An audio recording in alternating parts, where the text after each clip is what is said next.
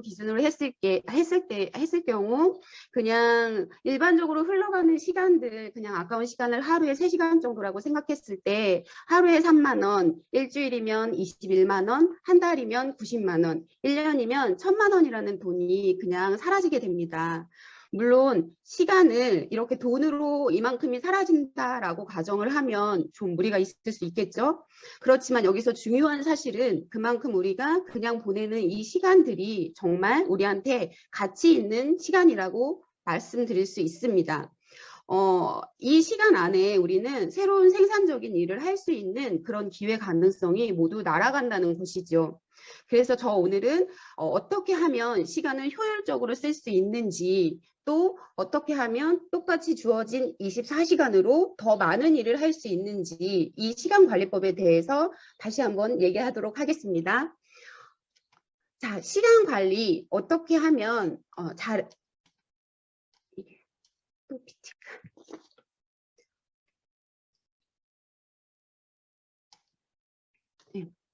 그러면 이 시간 관리를 잘 해야 우리는 성공할 수 있다라고 보통 말씀들을 많이 하시죠. 그러면 여러분은 시간 관리를 잘 하고 계십니까? 잘 하고 계신 분들도 계시지만 대부분의 시간 관리 그거 어떻게 하나요?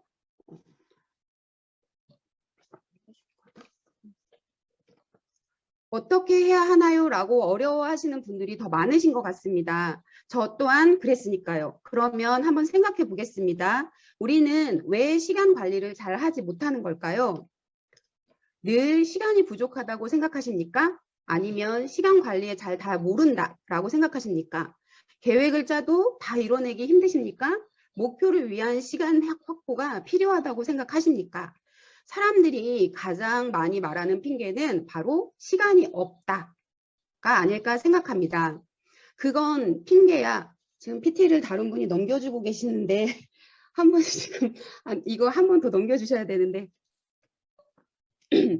시간이 없다라고 말씀들을 많이 하십니다. 그건 핑계야라고 말하시는 분들도 있으시지만 시간이 없다가 아니라 제가 생각하기엔 어떻게 시간 관리를 하는지 모른다라고 표현하는 게 맞을 수도 있을 겁니다. 그러면 제가 시간 관리를 해야겠다라고 생각하게 된 계기는 바로 회사에서 다이어트 프로모션을 진행하기 시작한 시점이었던 것 같습니다. 아까 진행자님이 저를 소개해 주셨듯이 저는 아이 셋을 키우고 있는 엄마입니다. 아이 셋을 키우면서 학교 스케줄, 학원 스케줄을 짜고 또 아이들 픽업을 하고 남편 사업을 도우며 시간을 또 쪼개고 거기에 유산화 사업을 알아가면서 또 시간을 쪼개고 몸은 하나인데 정말 해야 할 일이 점점 많아지기 시작했습니다. 그래도 나름 열심히 살고 있었고 시간 관리를 나름 잘하고 있다라고 생각하고 있었습니다.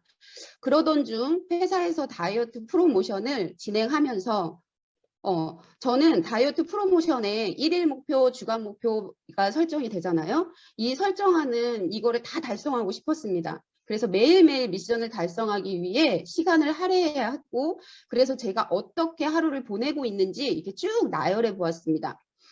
시간을 나열해 보니 다이어트 미션 중 제일 어려웠던 게 사실 하루 7,000보 걷기 미션을 할 수 있는 시간이 되게 애매하더군요.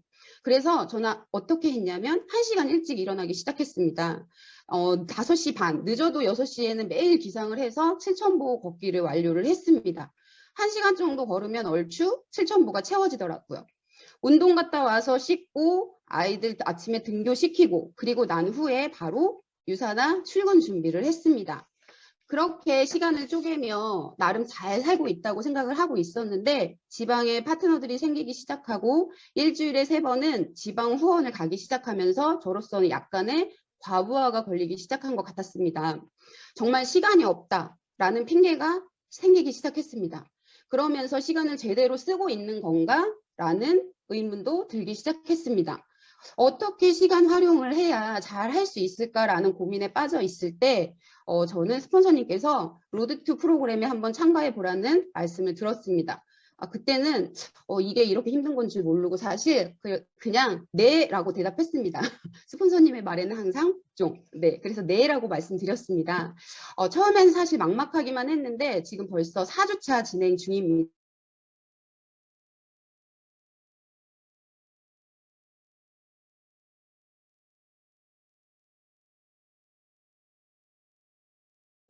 RTG를 진행하면서 저는 아침마다 타임 스케줄을 제출하고 있습니다. 일간, 이거 좀 넘겨주시면, 월간 계획이 지금 보이시나요? PT가 안 넘어가고 있습니다.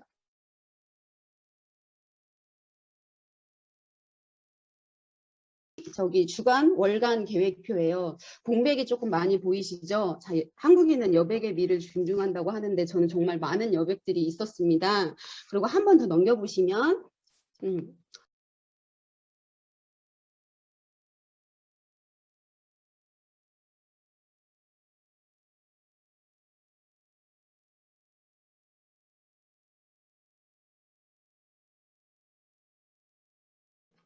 제 말씀이 들리시나요?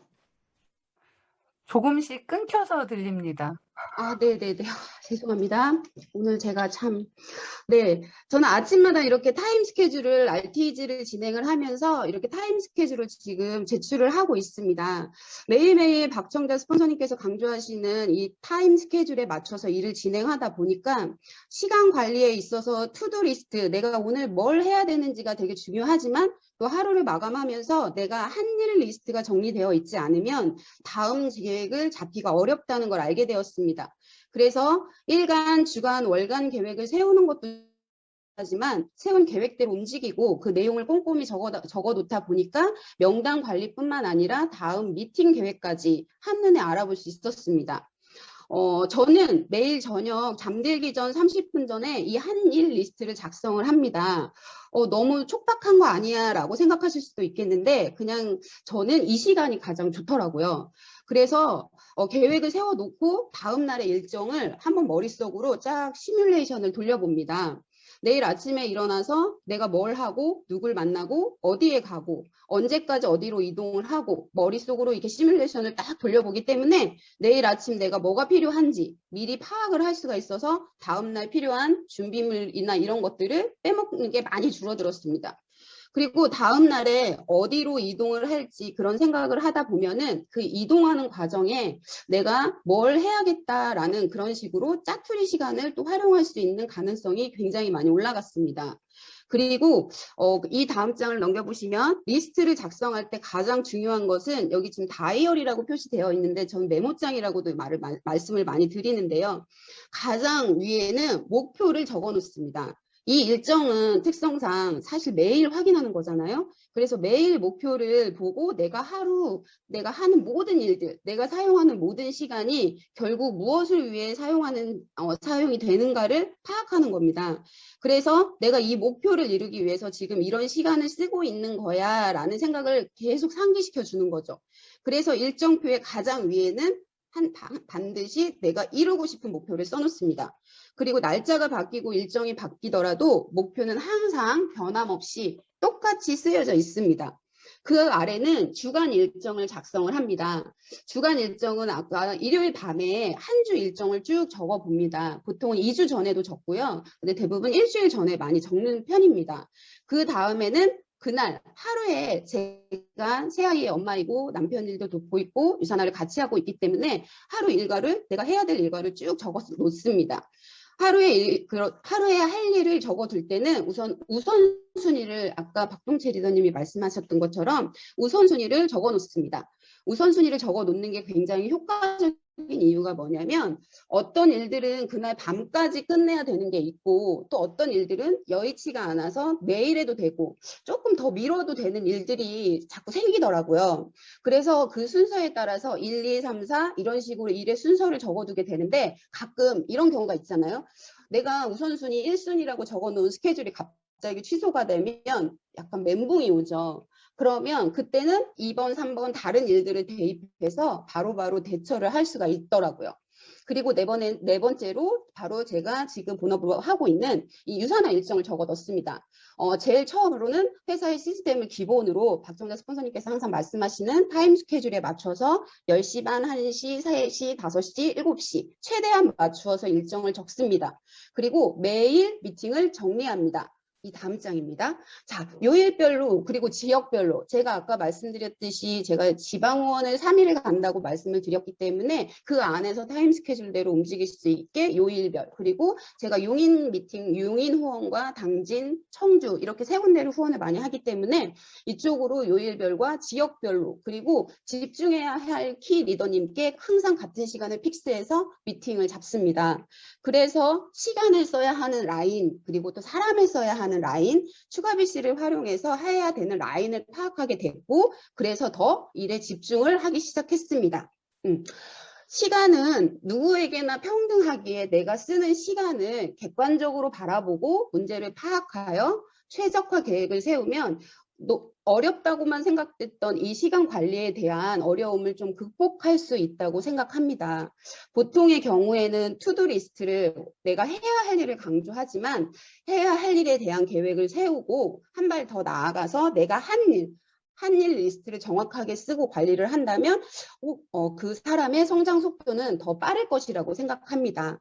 마지막으로 정리를 해보면 우리가 해야 한 일 리스트를 기록해야 하는 이유는 첫 번째로 내가 쓰는 시간을 기록을 통해 객관적으로 바라볼 수 있기 때문에 두 번째는 이를 통해서 내가 버리는 시간이 많네, 바꿔야겠구나 라는 감정 변화를 일으키고 거기에 더불어서 감정만 바뀌는 게 아니라 내가 거기에서 이제 행동으로 그 비는 시간에 동영상 강의를 반복해서 보거나 누군가에게 이제 연락을 해서 전화를 계속 돌리면서 미팅을 잡거나 이런 행동 변화가 일어납니다.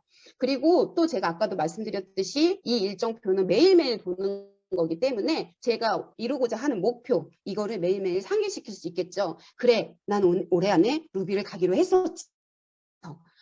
그리고 예상치 못한 변수가 생겼을 경우에는 그때그때 계획을 수정해 나갈 수도 있습니다. 어떤 사람은 똑같이 24시간이 주어지는 이 세상에 태어나서 역사를 바꿀 만큼 엄청난 업적을 남기고 세상을 떠나기도 하죠. 그런데 또 어떤 사람은 반면에 이 세상에 태어나서